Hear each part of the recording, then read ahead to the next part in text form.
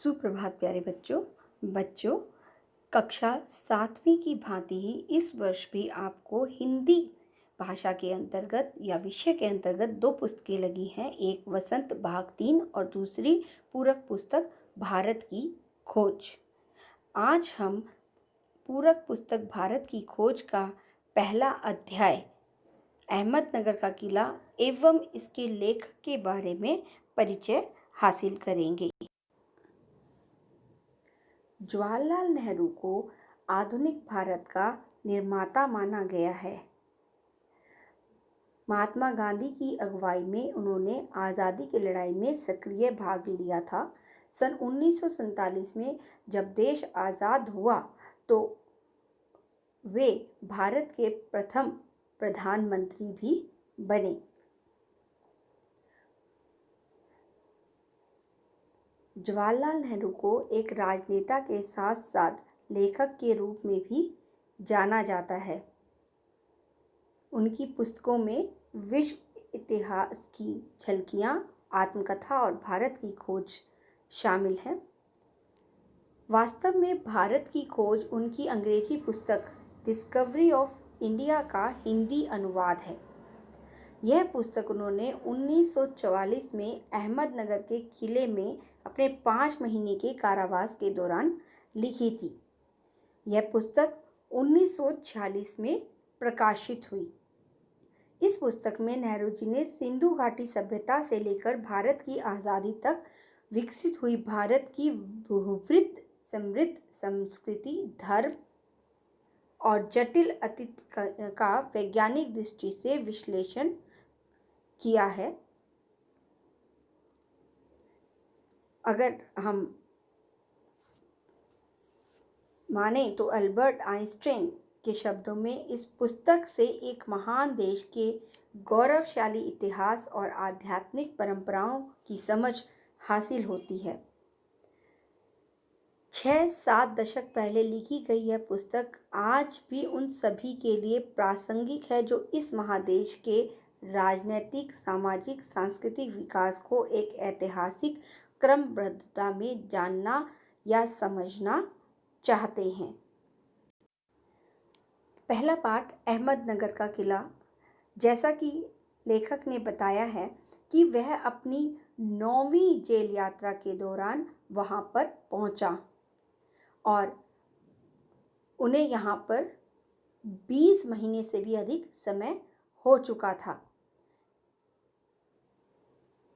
जैसे अगर आपने देखा हो कि जो पहले देखा हो, मतलब कभी फिल्मों में या किसी चलचित्र के माध्यम से अगर आपने देखा हो, तो पहले ज़माने में कैदी हुआ करते थे, ब्रिटिश सरकार के ज़माने में जो कैदी हुआ करते थे उनके साथ ना केवल बहुत बर्ताव किया जाता था, बल्कि वहाँ की जो कारावास की स्थितियाँ थीं वो बहुत ही ज़्यादा विकट हुआ करती थी। लेखक ने उसका भी एक वर्णन किया है। वो कहते हैं कि वहाँ से केवल उन्हें चाँद नज़र आता था और उस चाँद की स्थिति को देखकर ही लोग जो है महीनों की या दिनों की गणना किया करते थे।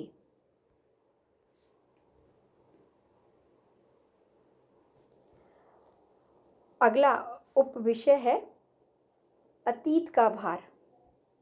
लेखक ने अहमदनगर के किले में बागवानी, जो उनका शौक था, उसे शुरू किया। वो रोज़ कई घंटे तपती धूप में भी फूलों के लिए क्यारियां बनाना लगते थे, लेकिन मिट्टी बहुत ख़राब थी, पथरीली थी, पुराने मलबे और अवशेषों से भरी हुई थी।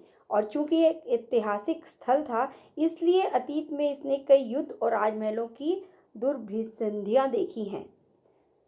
यहाँ का इतिहास बहुत पुराना नहीं है, ऐसा लेखक का मानना था, लेकिन वो कहते हैं कि बहुत महत्वपूर्ण नहीं है अहमदनगर का किला, लेकिन इससे जुड़ी एक जो घटना है वो आज भी याद की जाती है, और वो थी चांद बीबी नाम की एक सुंदर महिला के साहस की कहानी, जिसने इस यानी अहमदनगर के किले की रक्षा के लिए अकबर की शाही सेना के साथ युद्ध किया। हाथ में तलवार उठाकर उसने सेना का नेतृत्व किया, किंतु अफसोस कि उसकी हत्या उसके अपने ही एक आदमी के हाथों हुई। खुदाई के दौरान लेखक को जमीन की सतह के बहुत नीचे दबे हुए प्राचीन दीवारों के हिस्से और कुछ गुंबद और इमारतों के ऊपरी हिस्से भी मिलते हैं। चूंकि वहाँ की मिट्टी बहुत ज़्यादा पथरीली थी, इसलिए लेखक ने कुदाल छोड़कर हाथ में कलम उठा ली, यानी उन्होंने बागवानी का छोड़कर लेखन कार्य को अपना ध्येय बनाया। अगला उपविषय है अतीत का भार। लेखक कहता है कि दबाव भला हो या बुरा, दोनों ही तरह से अभिभूत करता है। यानी किसी भी तरह का जब हम पर दबाव होता है, अगर चाहे वो भला हो यानी अच्छा हो या बुरा हो, लेकिन वो दोनों ही तरह से हमें प्रभावित करता कर है। और कभी कभी ये दबाव जो है दम घोटू भी हो जाता है। दम घोटू यानी आपको सांस लेने लायक भी नहीं रहता है, आप पर इतना ज़्यादा वो जो है अपना प्रभुत्व दिखा कर रखता है। खासतौर पर उन लोगों के लिए जिनकी जड़ें बहुत पुरानी सभ्यताओं में होती हैं, मसलन भारत और चीन की सभ्यता। ये जो सभ्यताएं हैं ये बहुत ही ज़्यादा पुरानी मानी गई हैं।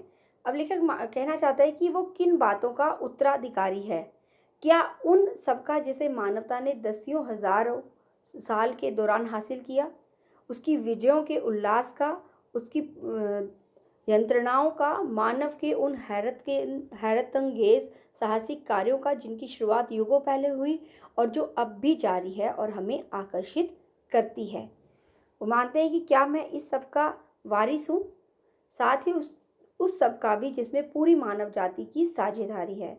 हम भारतवासियों की विरासत में एक खास बात है और जो अनोखी नहीं है, क्योंकि कोई व्यक्ति औरों से एकदम अलग नहीं होता है, सभी एक ही होते हैं। अलबत्ता एक बात हम लोगों पर विशेष रूप से लागू होती है, जो हमारे रक्त, मांस और अस्थियों में समाई है। इस विशेषता से हमारा वर्तमान रूप बना है, हमारा भावी रूप बनेगा। यानी कि विशिष्टता हर व्यक्ति में ज़रूर होती है, चाहे हम अलग हों या ना हो। इस विशिष्ट विरासत का विचार और वर्तमान पर इसे लागू करने की बात एक लंबे अरसे से मेरे मन पर घर किए है। मैं इसके बारे में लिखना चाहता हूँ। विषय की कठिनाई और जटिलता मुझे, वो कहते हैं मैं इस पर लिखना तो चाहता हूँ, लेकिन विषय की जो कठिनाई है और जो जटिलता है वो उन्हें भयभीत करती है। किसे भयभीत करती है? लेखक को लिखने के लिए भयभीत करती है। और इसीलिए वो कहते हैं कि कभी मुझे लगता है कि मैं कहीं इसे स्थायी तौर पर ही स्पर्श कर पाता हूँ।